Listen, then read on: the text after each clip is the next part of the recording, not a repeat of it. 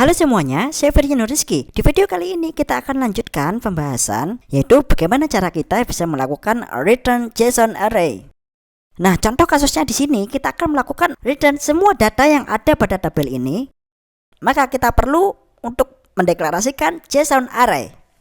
Oke, mari kita mulai. Hal yang perlu kita lakukan pertama kali adalah membuatkan file baru. Klik kanan pada source file, new, PHP file, dan kemudian kita namakan JSON_array. Oke. Langkah pertama yang harus kita lakukan itu adalah sama seperti yang sebelumnya, lakukan connection, new MySQLi. Oke. Localhost, username adalah root. Kita tidak perlu password. Dan hal yang terakhir adalah nama dari database kita, yaitu company. Nah, sekarang kita buatkan statement koneksi yang akan melakukan prepare, yaitu adalah SQL query-nya select bintang from EMP. Nah, dalam kasus ini kita tidak perlu untuk melakukan where atau menyeleksi di sebuah ID.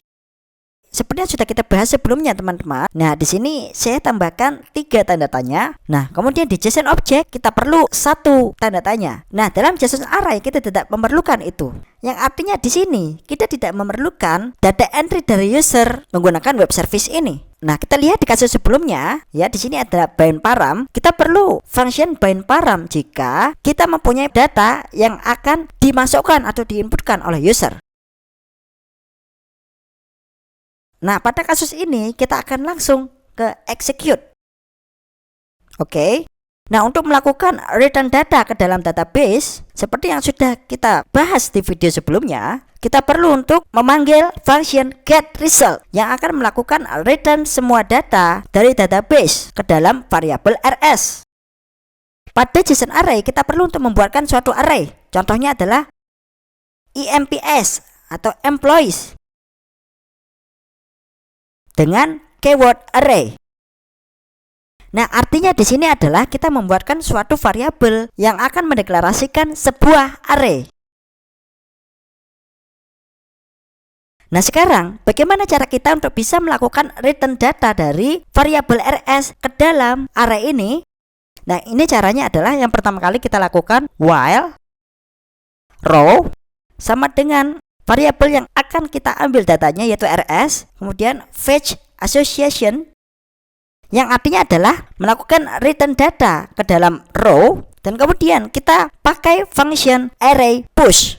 Array push di sini akan melakukan store ke dalam row yang di sini mengandung ID, name, dan salary ke dalam variabel EMPS. Karena fungsi ini dideklarasikan di dalam perulangan, maka artinya kita akan melakukan store semua data yang ada variabel row ke dalam array EMP, ya teman-teman. Array push ini berfungsi untuk menerima data dari variabel row dan kemudian akan memasukkannya ke dalam array EMPS ini. Dan hal yang terakhir adalah echo JSON underscore encode. Parameternya adalah variabel array kita, yaitu EMPS. Oke, mari kita akan lakukan eksekusi, yaitu klik kanan run file.